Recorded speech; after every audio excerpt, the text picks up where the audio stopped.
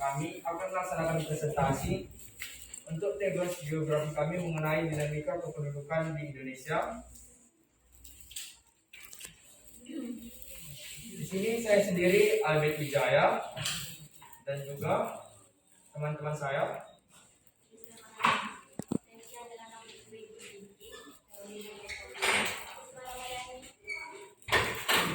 Dan kawan kami Ezer yang sayangnya hari ini tidak bisa hadir.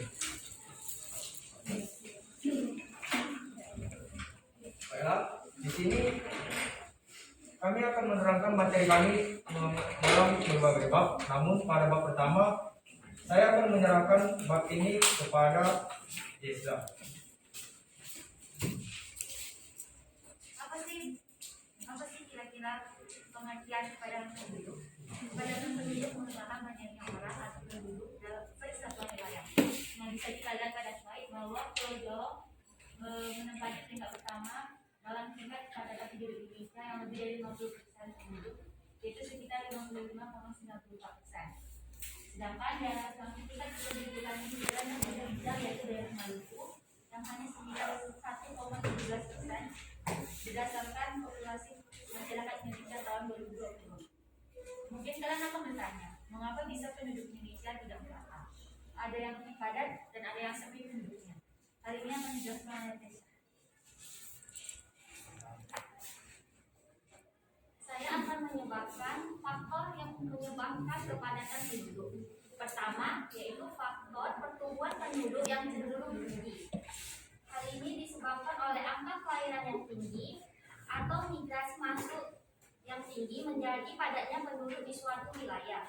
Kemudian hal ini dipengaruhi adanya fertilitas dan mortalitas. Fertilitas yang tinggi atau angka kelahiran yang tinggi meningkatkan kepadatan di suatu daerah. Namun dengan mortalitas atau kematian semakin tinggi, angka kematian bukan hanya menunjukkan suatu daerah memiliki penduduk yang cenderung menyusut, namun juga menjadi tolak ukur tinggi rendahnya kesehatan masyarakat.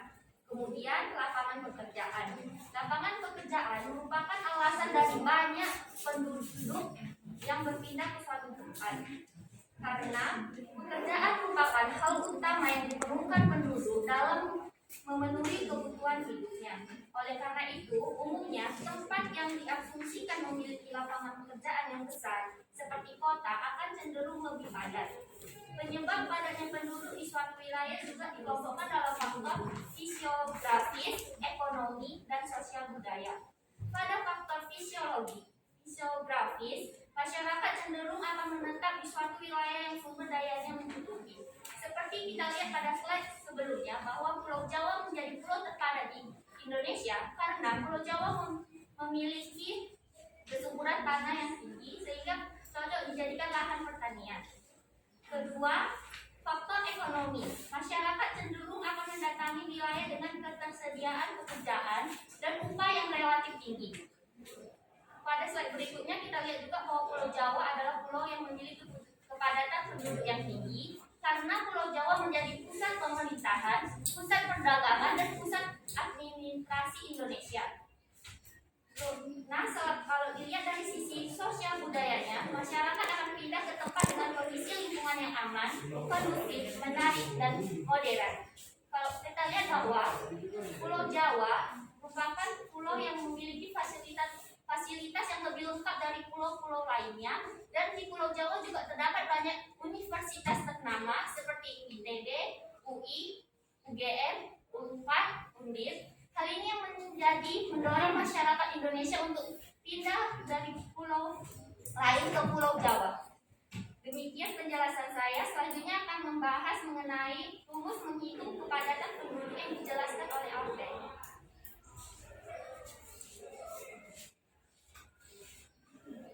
Pada kali ini saya akan menjelaskan mengenai rumus menghitung kepadatan penduduk. Umumnya ada 3 rumus yang digunakan dalam menghitung jumlah kepadatan penduduk. Yang ketiganya memiliki keperluan yang berbeda. Yang pertama, kepadatan penduduk kasar. Kepadatan penduduk bisa dihitung dari berbagai segi. Biasanya, untuk menentukannya, kita bisa membandingkan jumlah orang yang tinggal di satu wilayah terhadap luas wilayahnya sendiri. Tapi Untuk beberapa tujuan, ada yang membandingkan jumlah penduduk terhadap luas pertanian. Cara menghitung kepadatan penduduk pasar, kita harus menghitung jumlah penduduk lalu dibagikan dengan luas wilayah. Yang kedua, ada kepadatan penduduk fisiologis.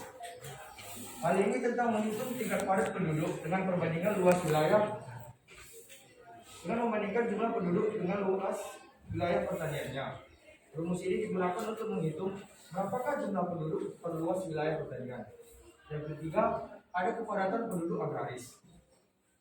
Rumus ini digunakan untuk menghitung jumlah petani per luas wilayah pertanian. Sebagai contoh, kami akan menyajikan salah satu contoh soal dalam menggunakan rumus perhitungan kepadatan penduduk.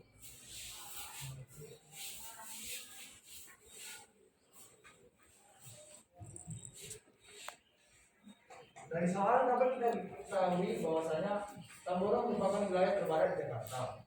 Jumlah penduduk Tambora diperkirakan sebanyak 250.000 jiwa. Sedangkan luas wilayahnya sekitar 5 km kuadrat saja. Maka kepadatan jumlah penduduk pasar di wilayah Tambora sebesar yang kita ketahui adalah jumlah penduduk.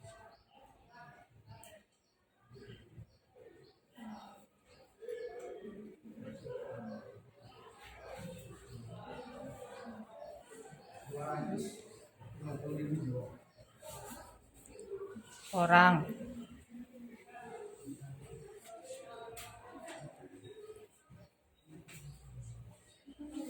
Dan luas wilayahnya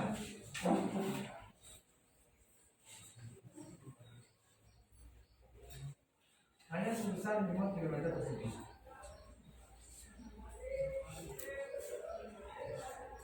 Seperti yang kita ketahui, rumus kepadatan penduduk kasar atau KPK ialah jumlah penduduk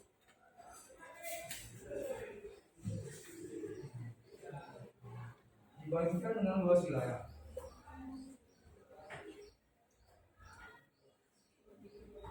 Kita masukkan nilainya 250.000 dibagi dengan 5. Maka ditemukanlah hasil bahwasanya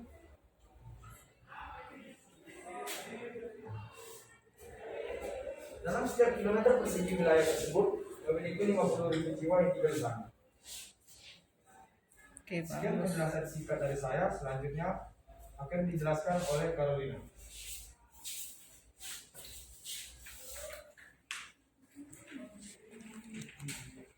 Upaya pemerintah dalam pemerataan penduduk.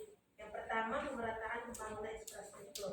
Daerah yang memiliki kemajuan lebih dalam hal pembangunan infrastruktur dan pelayanan publik lebih diminati oleh masyarakat sebagai tempat tinggal. Minimnya sarana kesehatan, pendidikan, transportasi, dan hiburan akan membuat masyarakat mempertimbangkan untuk tinggal di pedesaan atau daerah yang kecil. Sebaliknya, daerah yang memiliki fasilitas yang lengkap seperti perkotaan lebih disukai masyarakat sebagai tempat tinggal. Dengan dilakukannya pemerataan pembangunan, membuat analisa kesenjangan antara desa dan kota semakin kecil. Dengan cara ini, masyarakat tidak akan enggan untuk tinggal di pedesaan karena fasilitasnya sama mumpuni dengan fasilitas di perkotaan. Yang kedua, mengalihkan industri besar ke daerah. Pemerintah perlu memikirkan untuk mengembangkan industri di daerah dan tidak hanya terbatas hanya di Pulau Jawa saja. Beberapa kebijakan juga perlu dipertimbangkan otoritas untuk memudahkan industri memasarkan produknya meskipun mereka melakukan produksi di daerah. Misalnya saja membangun infrastruktur jalan, meninggalkan pajak dan memperpendek birokrasi. Yang ketiga, membangun industri kecil di pedesaan. Tiap-tiap desa pada umumnya memiliki sumber daya alam unggulan mereka masing-masing. Dengan bangun industri dan sumber daya tersebut di pedesaan, diharapkan dapat meningkatkan taraf hidup masyarakat di pedesaan. Yang keempat, meningkatkan pariwisata. Papua merupakan pulau di Indonesia yang jumlah penduduknya hanya 0,92% dari jumlah total penduduk di Indonesia. Namun Papua juga saat ini dikenal dengan kekayaan dan keindahan alamnya yang termasyhur hingga ke mancanegara. Masyarakat juga bisa melakukan promosi kelebihan di daerahnya melalui media blog maupun sosial media. Dengan cara ini, selain dapat memajukan pariwisata suatu daerah, diharapkan juga dapat menarik banyak investor dan memajukan perekonomian suatu daerah sehingga diharapkan penyebaran penduduk lebih merata. Selanjutnya adalah piramida penduduk yang akan dijelaskan oleh Ibu. Saya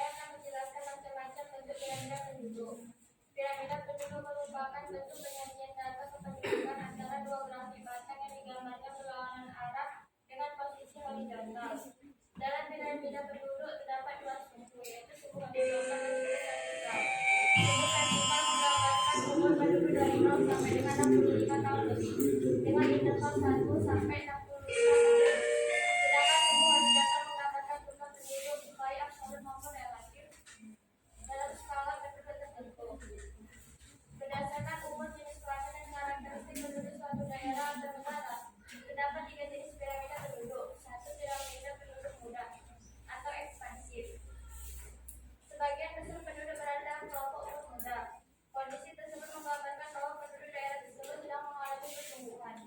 Tingkat kelahiran dan kematian masih cukup tinggi, pertumbuhan penduduknya tinggi. Contoh negara dengan piramida penduduk muda adalah Indonesia dan Cina. 2. Piramida penduduk dewasa atau stasioner. Jumlah penduduk dalam keadaan stasioner. Jumlah kelahiran dan kematian seimbang. Jumlah penduduk relatif tetap. Pertumbuhan penduduk rendah. Penduduk muda hampir sebanding dengan penduduk tua. Seperti Amerika Serikat dan Inggris. 3. Piramida penduduk tua atau konsumtif. Piramida penduduk tua menggambarkan kondisi daerah atau negara yang angka pertumbuhan penduduk sebelum mengalami penurunan. Angka kelahiran lebih kecil dari kematian. Sebagian besar penduduk berada pada kelompok usia tua. Pertumbuhan penduduk sangat rendah bahkan tidak ada sama sekali. Sekian, terima kasih. Berikut adalah penjelasan dari kelompok kami mengenai dinamika kependudukan di Indonesia.